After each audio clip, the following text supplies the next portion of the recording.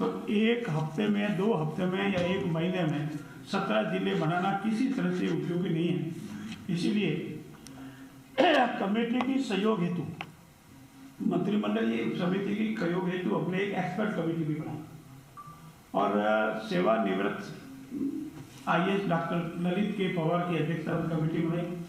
उन्होंने पूरे नवीन जिलों में जाकर के नए तरह के जो मापदंड है उसको अन्य प्रदेशों में जो जिले बने उनको पूरी तरह से एग्जामिन किया और एग्जामिन करने के बाद उन्होंने भी ये रिपोर्ट दी कि नहीं, ये जो नवीन जिले बने हैं या नवीन संभाग बने हैं ये व्यवहारिक नहीं है, उचित नहीं है, राज्य के हित में नहीं है, उस जिले की जनता के हित में नहीं है, आमने सामने से भी नहीं है। अनेक जगह विरोध हुए हैं, हड़तालें हुए हैं, धरना लगाए, इसीलिए उचित नहीं है। और इसीलिए सरकार ने ये निर्णय लिया है कि ये हमारी जो अविवेकपूर्ण निर्णय सरकार ने बजट के साथ साथ प्रशासनिक समस्याएं खड़ी कर दी और यही नहीं, आमजन ने अपने कार्यों को पहले जिलों के अनुसार कोई लाभ भी नहीं मिल पा रहा है। ऐसी स्थिति में हमारी सरकार ने तमाम परिस्थितियों को ध्यान में रखते हुए इस संबंध में समीक्षा करने हेतु जो हमारी समिति बनाई थी, हमारी जो एक्सपर्ट कमेटी बनाई थी, उनकी जो रिपोर्ट आई उनके आधार पर हमने तय किया है कि नवीन जिलों जो बनाए गए हैं उनको हम नहीं रखेंगे, उन जिलों की अभी आवश्यकता नहीं है और जो हमारे 3 संभाग बने हैं उनकी भी आवश्यकता नहीं है। भविष्य में जब कभी भी सरकार ठीक लगेगी, जनता की मांग आएगी, कभी भी सरकार कर सकती है, इसमें कोई सरकार की कोई बंदिश नहीं है। इसलिए मंत्रिमंडल ने इस निर्णय के बाद अब राजस्थान में कुल 7 संभाग ही रहेंगे और 41 जिले ही रहेंगे, बाकी वाले जो उन्होंने बनाए हैं वो नहीं रहेंगे। आपकी जानकारी पूरा हो जाए, आप आराम से पूछना। एक जाते जाते उन्होंने मालपुरा, सुजानगढ़, कुचामन सिटी 3 जिले और बनाए थे, लेकिन उसकी नियमित अधिसूचना नहीं हुई थी और ना उनका गठन हुआ था, इसलिए इसको भी, क्योंकि वो गठन ही नहीं हुआ था, इसलिए इसको भी मंत्रिमंडल समिति मंत्रिमंडलीय सरकार ने मान लिया, इसकी भी आवश्यकता नहीं है। बाकी जिले यथावत रहेंगे। सरकार पूरा कोशिश करेगी कि हमारे जिले प्रशासनिक दृष्टि से सुदृढ़ता से कार्य करें, जनहित में कार्य करें, हमारी बजट घोषणा, सरकार की योजनाओं को जनता तक पहुंचावे और इसमें किसी तरह की कोई विवाद नहीं रहे। भविष्य में भी समय अनुकूल हम इस संबंध में और भी निर्णय लेंगे। ऐसी स्थिति में ये जो हमारा जिलों के पुनर्गठन का जो विषय था वो आज इस समय मंत्रिमंडल समिति ने, हमारे मंत्रिमंडल में निर्णय लिया गया है कि नवीन जो जिले बने थे वो नहीं रहेंगे और जो 3 नए संभाग बने थे वो नहीं रहेंगे। मैं नाम बता दूं, मैं जो नाम जो अभी मैं 8 नए जिले रखे, 8 जिले रखे जा रहे हैं।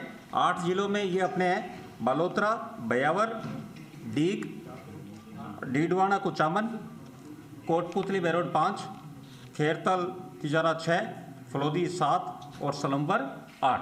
ये 8 जिले हैं। साथी धीरे धीरे आराम से, ये 8 जिले यथावत रहेंगे।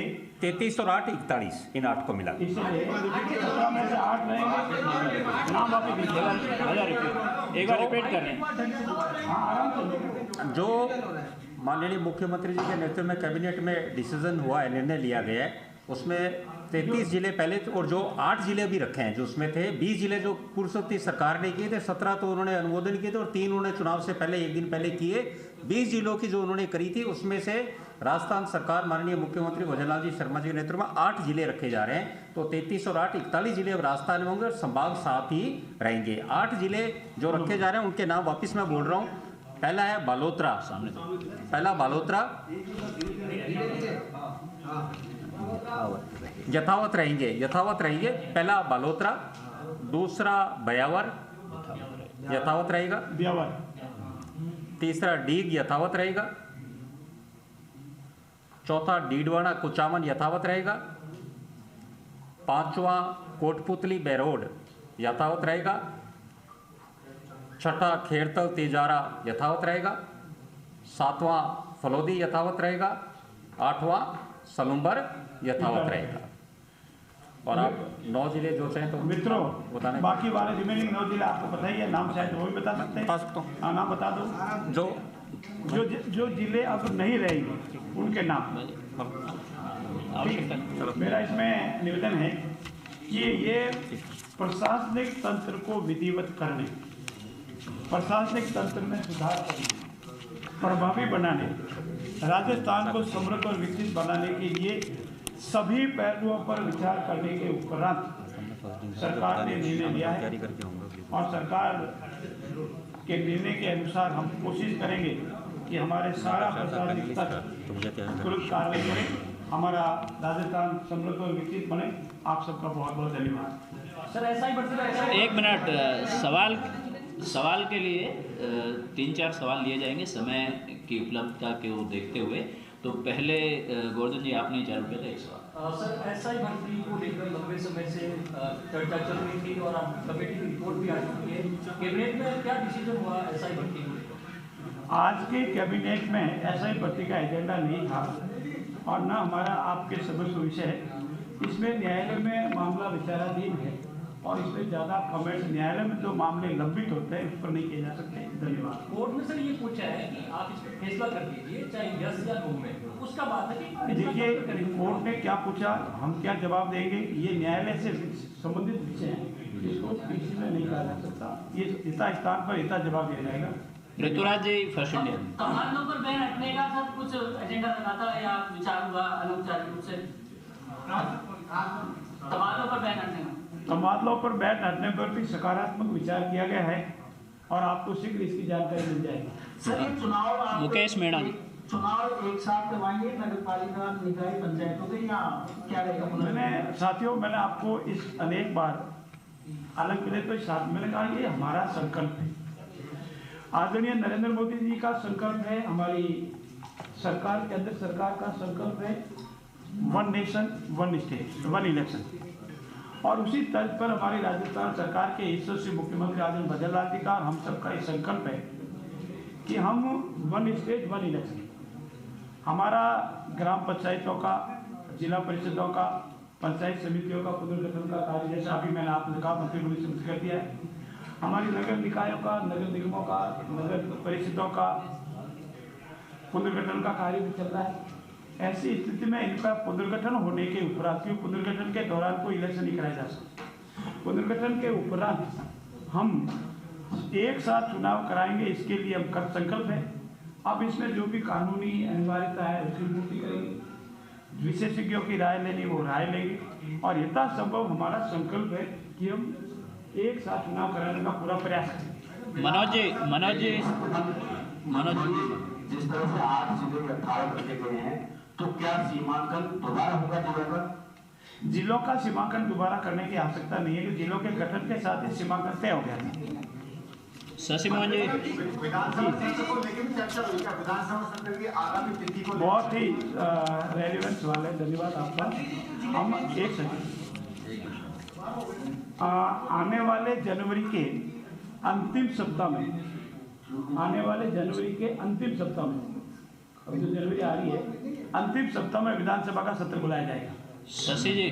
मंत्री जी जो जिले निरस्त किए गए हैं उनके क्या पॉलिटिकल कॉन्सिक्वेंसेस लगते हैं आपको आगामी पंचायती राज और निकाय चुनाव में होंगे, क्योंकि कई जगह बीजेपी के विधायक हैं? मैं एक उदाहरण से आपको मेरी बात कहने का प्रयास करूंगा।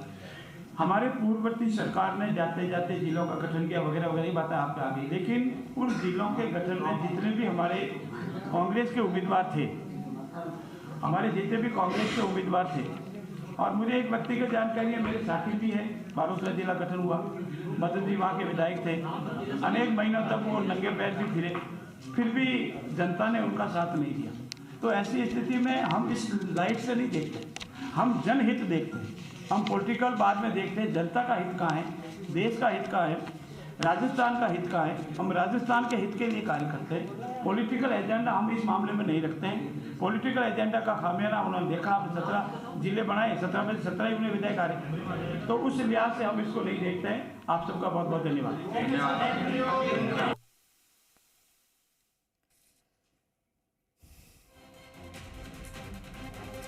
तो ये बड़ी जानकारी आपको दे रहे हैं। कैबिनेट की बैठक हुई और बैठक के बाद कुछ अहम फैसलों पर मोहर लगी है, और क्योंकि एसआई भर्ती का इंतजार था कि क्या उसको रद्द किया जाएगा, हालांकि इस कैबिनेट में इस पर चर्चा नहीं हुई है, इसका जिक्र कर दिया। वहीं जो जिलों को लेकर कंफ्यूजन था कि क्या जिले यथावत रहेंगे जो गहलोत सरकार में घोषणा की गई थी, या फिर उनको खत्म कर दिया जाएगा, तो उस पर ये बड़ी जानकारी आपको दे रहे हैं। मंत्रिमंडलीय कमेटी ने पाया कि इतने जिलों की जरूरत नहीं है, जो कि अब प्रेस कॉन्फ्रेंस के माध्यम से कहा गया। कमेटी के सहयोग के लिए एक एक्सपर्ट कमेटी भी बनाई और दोनों कमेटी की रिपोर्ट ने नए जिले और संभाग के पक्ष में नहीं थे, तो सरकार का फैसला कि नए जिले